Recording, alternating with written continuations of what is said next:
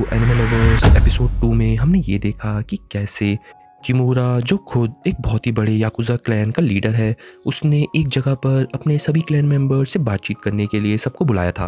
पर वहाँ पर उनकी बातचीत ज़्यादा देर तक चल नहीं पाई क्योंकि वहाँ पर ग्रैंडपा काई भी आ गए थे, जो उनके प्लान्स को देखकर बिल्कुल खुश नहीं थे और उन्होंने वहाँ आते ही याकुज़ा को मारना शुरू कर दिया था। पर किमोरा तो एक निंजा से डरने की बजाय अपने आप को उसी ड्रग से, जिसे शिन्वा ने पिछले एपिसोड में देखा था, उसे खाकर खुद को बहुत ही ज़्यादा ताकतवर कर लिया था और वो उस चीज़ से ग्रैंडपा काई से लड़ने के लिए भी तैयार हो गया था।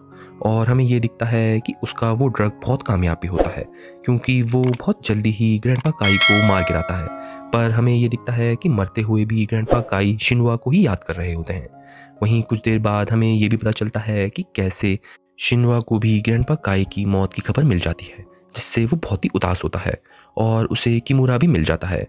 और हमें ये भी दिखता है कि कैसे शिन्वा आखिरकार किमोरा से अपने दिल की बातें करता है और आखिरकार हमें शिन्वा पर इमोशन दिखते हैं क्योंकि ग्रैंडपा काई की मौत से वो बहुत दुखी होता है और वो बहुत फूट फूट कर रोता है।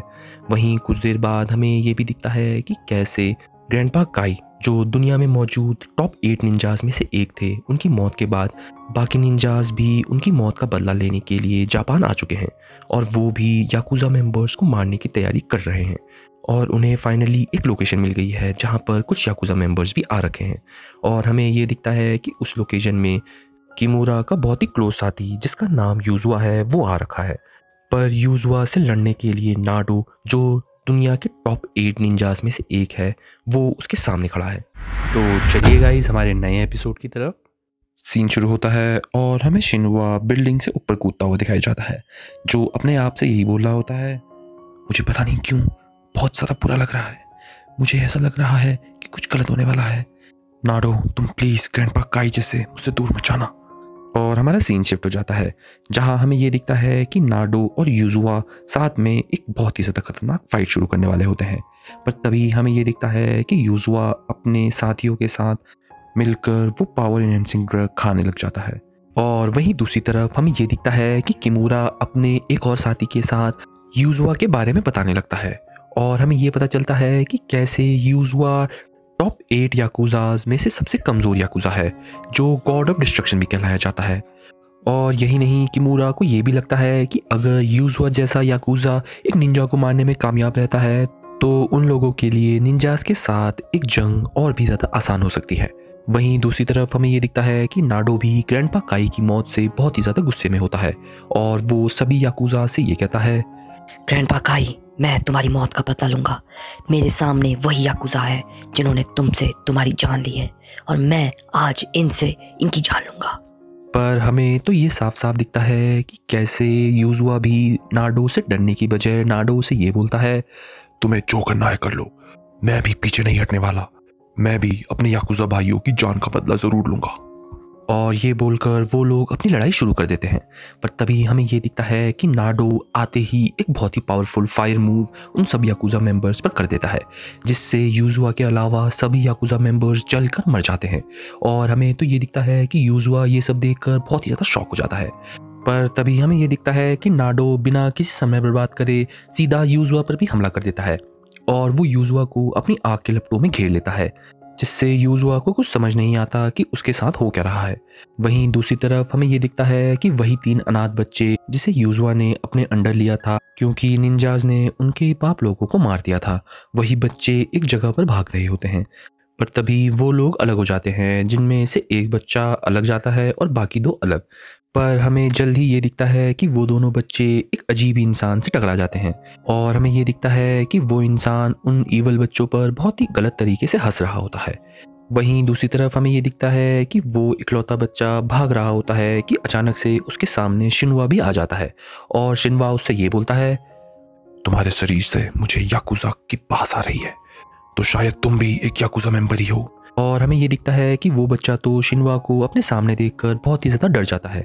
पर हमें तो ये दिखता है कि शिन्वा तो उसे कुछ भी नहीं करता और उसके बगल में से निकल जाता है और उससे ये बताता है कि कैसे उसे ये साफ साफ पता चल रहा है कि उसने आज तक किसी की जान भी नहीं ली है और उसे ऐसे मासूम लोगों को मारने में कोई इंटरेस्ट नहीं है, जिससे वो बच्चा खुद ही बहुत ज़्यादा शॉक हो जाता है और वो मन ही मन में यूजुआ के साथ उसकी पहली मुलाकात याद करने लग जाता है।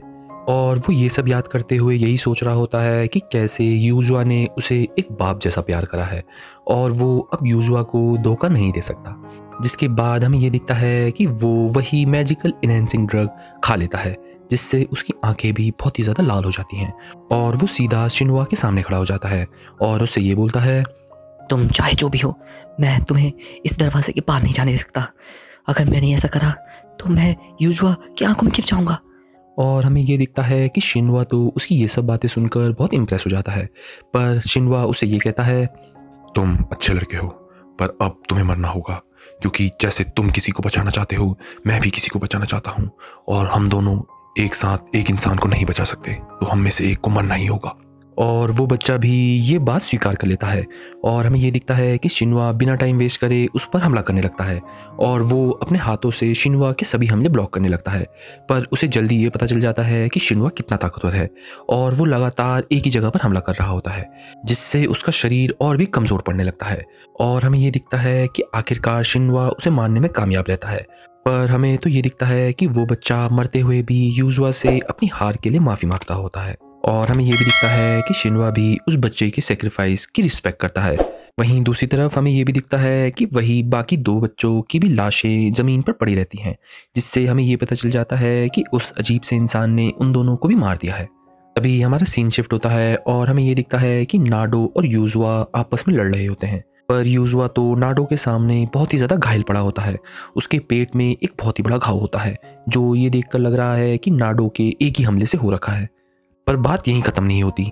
हमें ये दिखता है कि कैसे यूजुआ नाडो को ये बताता है कि वो लोग उससे बदला लेकर रहेंगे और अचानक से सभी याकुज़ा मेंबर चलते हुए उठने लगते हैं, जिसे देखकर खुद नाडो भी बहुत चौंक जाता है और वो ये सोचता है, ये कैसे हो सकता है?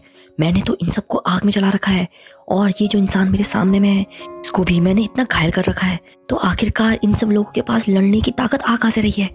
तभी नाडो को याद आता है कि कैसे उन लोगों ने लड़ाई से पहले कुछ तो खाया था, जिससे उसे ये लगता है कि शायद ये ताकत उसकी वहीं से आ रही है। और आखिरकार ये सब पता करने के बाद नाडो को ये लगता है कि उसे जल्दी से जल्दी ये फाइट ख़त्म करनी पड़ेगी और जल्दी से जल्दी सभी निंजास को याकुज़ा का ये सीक्रेट बताना ही होगा।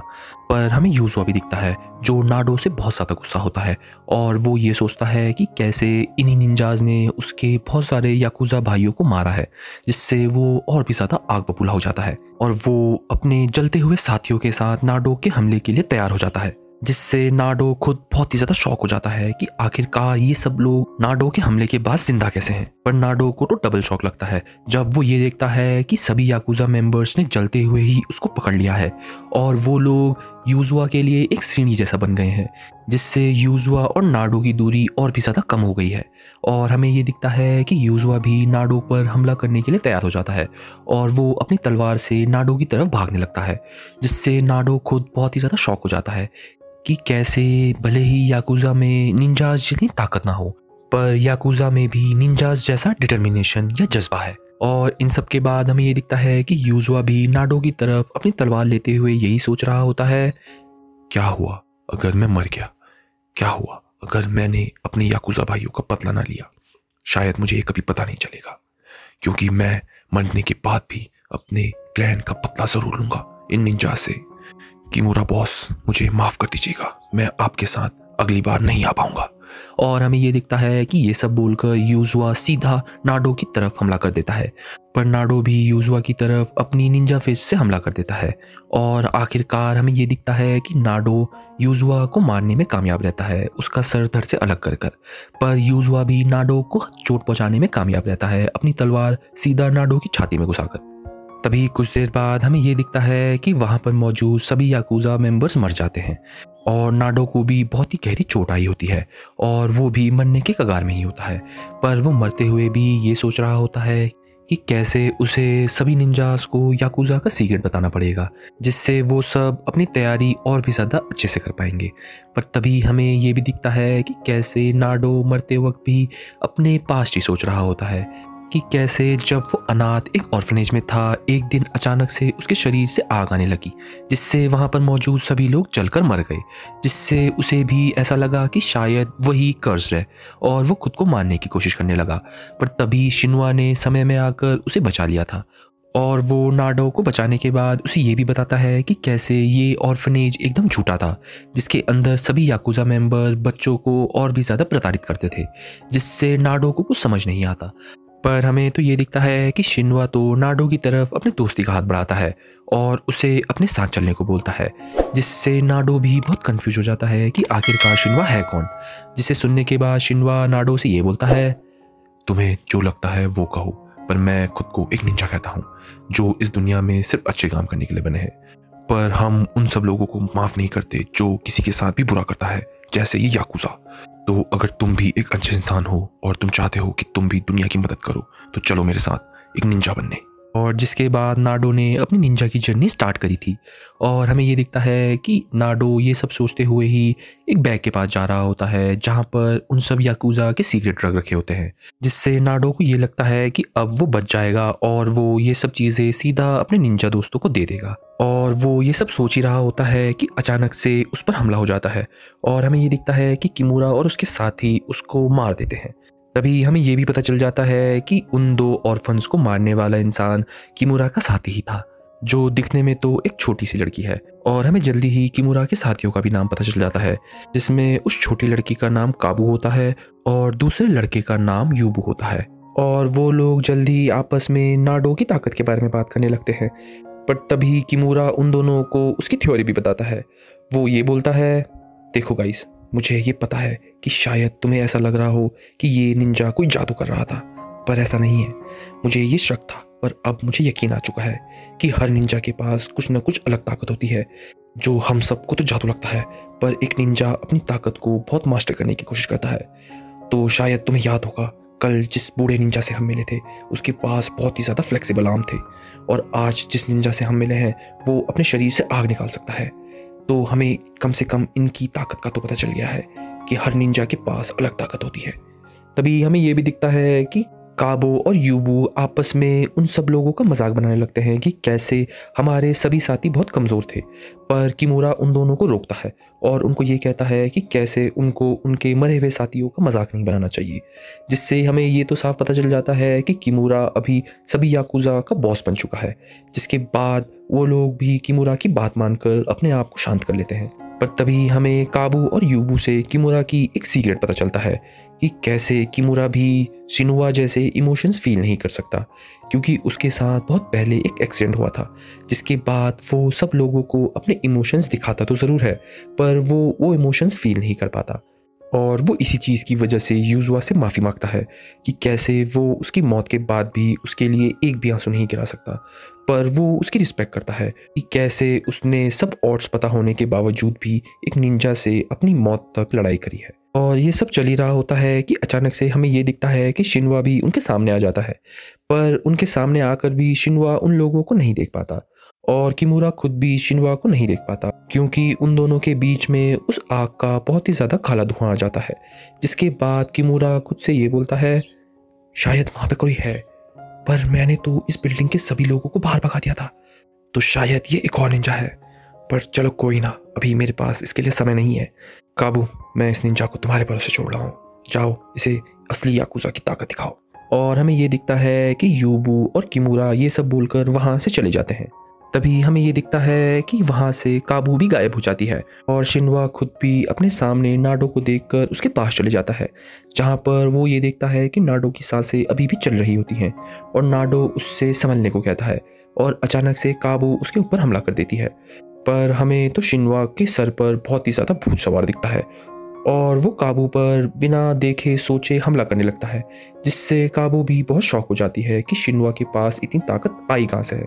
पर काबू भी एक अच्छा समय देखकर शिनवा की आंखों पर हमला कर देती है, जिससे शिनवा एक आंख से नहीं देख पाता और हमें ये दिखता है कि काबू ये सब करने के बाद शिनवा को चिढ़ाने लगती है।